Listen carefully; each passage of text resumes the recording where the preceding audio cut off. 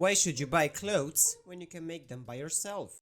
In this video, I try for my first time to make clothes for my characters. I know, some of you may be intrigued by games with naked characters, but that is not on my list.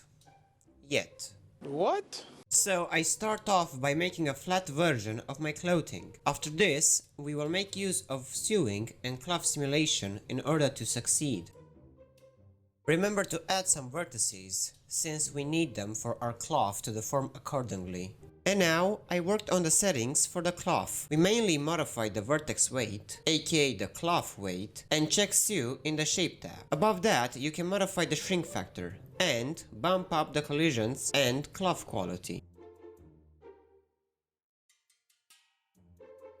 After that, you may want to do some readjustments.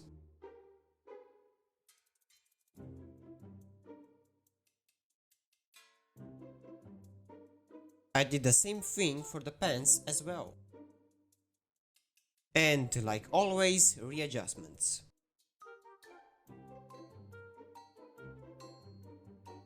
And after adding some materials, this is the end result.